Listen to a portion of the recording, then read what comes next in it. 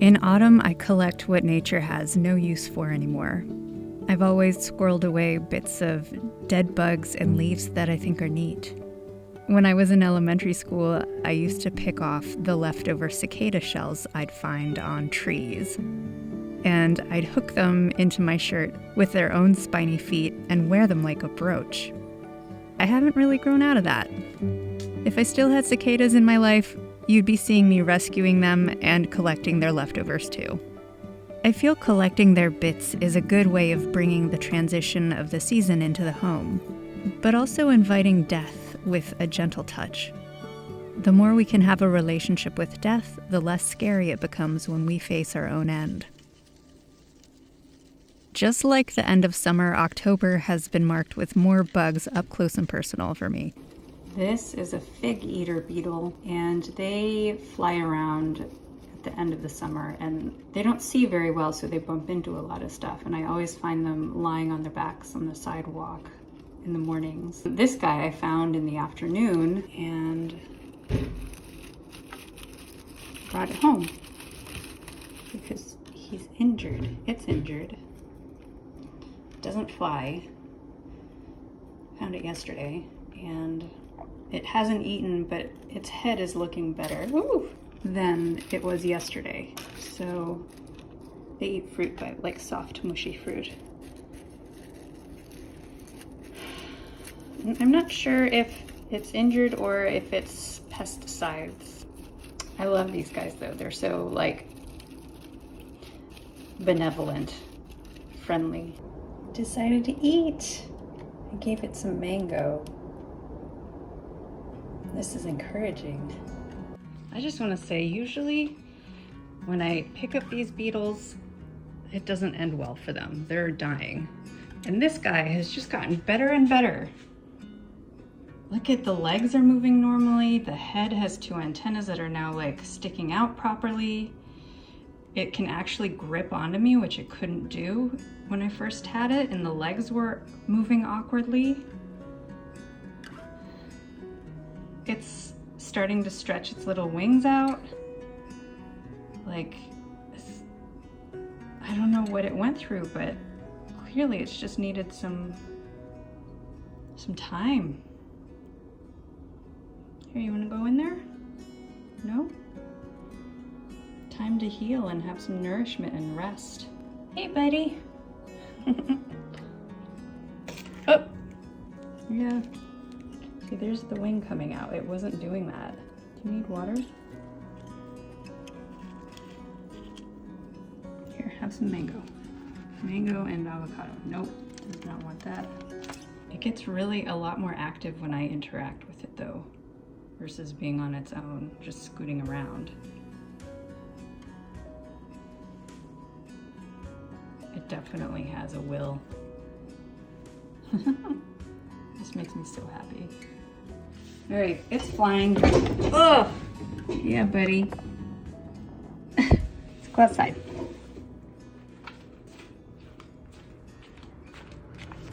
I think the sun is really gonna get it to go. Whoa.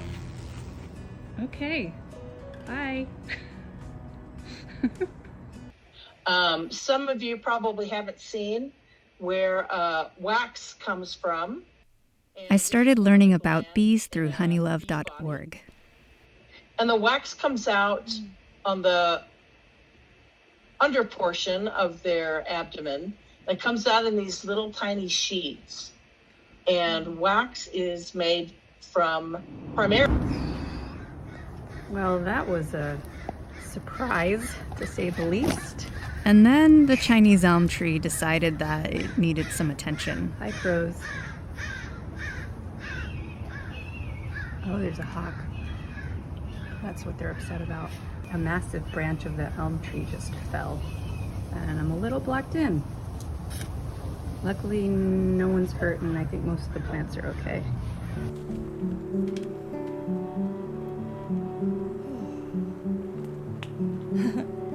Wow.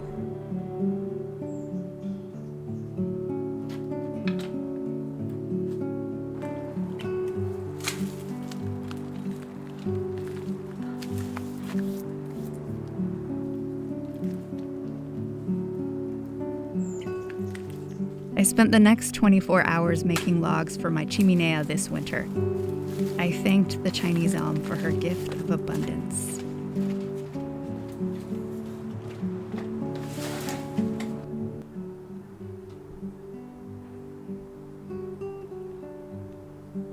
I've managed to clear out a pathway and get quite a bit of it trimmed back.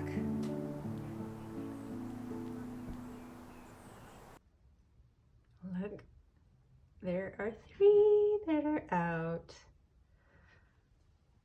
One big guy left in the corner there. Another couple days. Maybe even tomorrow, we'll see.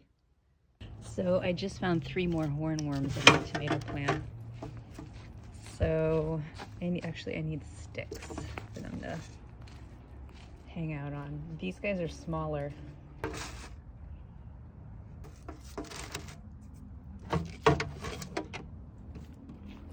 Hello. I don't know. Let's see how we could do this. How do we do this? My fingers? Hi, kiddo. Oh, you're gripping. You're gripping hard. I know. You're so cute. I can't stand how cute you are. Damn, you got a grip, kid.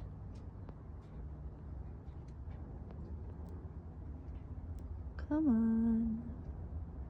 You're so cute. I gotta think about this. All right, I got 2. These guys have monster grips, though. I've got first legs off. Come on. Oh, there we go. It's giving a little bit. Just trying to get him to walk on my finger. All right, we had to build some trust, but we got it. Took a few minutes. Kind of perturbed, but I finally understood I was not here to hurt it. So let's put it back in the... Hi! Would you like to hang out here with your brethren? I'm gonna get you food, okay?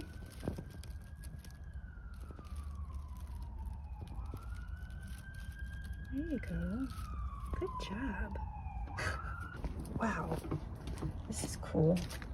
Except the thing is, I don't want to have to, like, be babysitting them for months if they're going to overwinter, because they can put their transformation process on pause. I gotta wash my hands.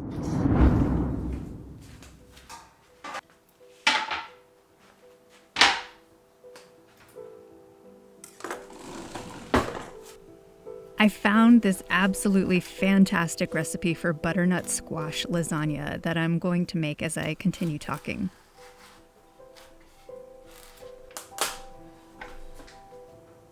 I won't be explaining any real kitchen witch efforts in this. However, I will say this lasagna can correspond to any number of things depending on your intention. Abundance, health, protection, love, luck.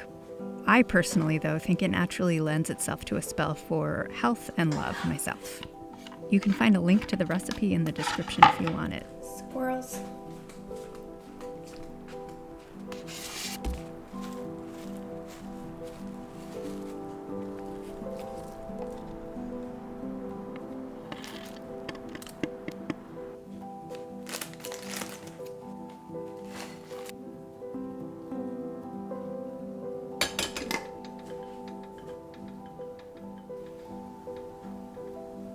All right, we're in fall mode. So I have a little secret to tell you. For someone who adores autumn and loves everything about it just about, I do not like pumpkin, squash. I don't like eating them. But this is the first recipe that I found with a squash in it that I'm like really gung-ho about. So I'm very excited about this discovery. I do love pumpkins. I love carving them. I love, scooping them out and giving the seeds and the flesh to the animals out there. That's what I use them for. But I myself do not eat them. I've tried pumpkin pie, do not like it. Never have. However, give me a good sweet potato pie and I'm all over that. When it comes to kitchen witchery, I am much more inclined to do that in the fall and the winter. It's all about the cozy, right? Like cooking, reading, getting all bundled up. This is hot. We're gonna drain the almonds now. Yay! I think I'm gonna go grab some more fresh basil from the garden. Be right back. Basil. I put in fresh basil the first time I made this, and I remember thinking I needed to put more in, so this is what we're doing.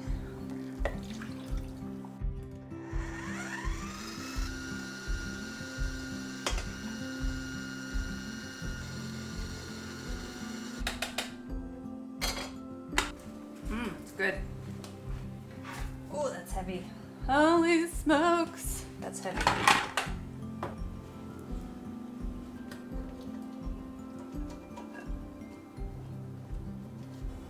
Got a squirrel trying to come in because the door is open. They think if my door is open, it's food time. Like they can just come in and be like, hey, where's the food? Or just get it themselves. That's the other thing they like to do, is get the food themselves. They have knocked over glass jars that I had the nut mix in. They have chewed up the lid of the Tupperware I had the nut mix in. Like they really know exactly where it is and go for it. Yeah, hold off the screen, kid. Squirrels are funny. Yeah, I see you. The cafe is not open. And there's probably like 3 squirrels that like to come in my house. Willa, obviously, is the one who has the most comfort level with me. 1, 2. Hey! Out! Out! No. See what I mean? Just like learning plant profiles by interacting with and spending time with a particular plant, we can do the same with the fauna we encounter too. Learning about their lives and their requirements to be happy and healthy give us perspectives, new perspectives, and teaches us empathy. While many witches like to focus on the herbs, this witch also enjoys communing with creatures and learning about them, and of course helping them. Doesn't say to add a second layer of cheese, but I highly recommend it. Oftentimes that means putting my own perspective to the side and learning to understand how they see the world. I find this to be a kind of shape-shifting.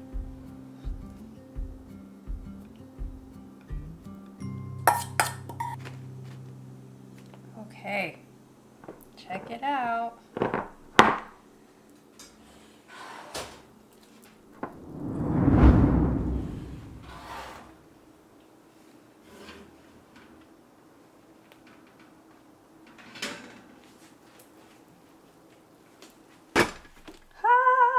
Yummy!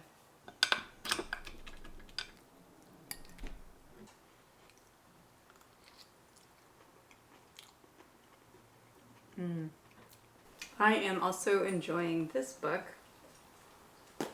Celtic Hedge Witchery. I have just a little bit more to go and I'm finished with it. It's different than my own practice, but there's actually a lot of similarities in terms of where she goes. My practice is not like strictly Celtic. It has Celtic influence and I draw a lot from different Celtic practices, but I would never label my own practice as specifically Celtic. There's just stuff that I do that she also does, which is cool. I like seeing that. It's a bit validating, you know, especially when you're working with your own practice that comes from you, where you're in your own personal gnosis, because that's what she explains, is this is her own personal gnosis. This book is about her practice, so it's cool when you see parallels between what you're doing and what somebody else is doing when it comes from personal gnosis. I'm starting to make these cards that I can use in my grimoire or for spells. And this particular one I'm going to use in a spell. Because I don't have an image of a dove, and I don't have a dove feather, so I'm just going to use this. I'm going to look for the deer card in here because I like these. This is the Wild Unknown Animal Spirit deck. I don't believe that there is a dove in here at all,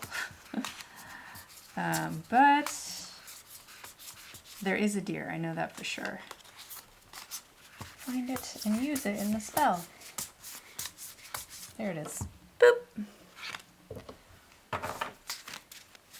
So I've got images of my animal spirits that I'm going to be using. Dove. Ooh. Deer.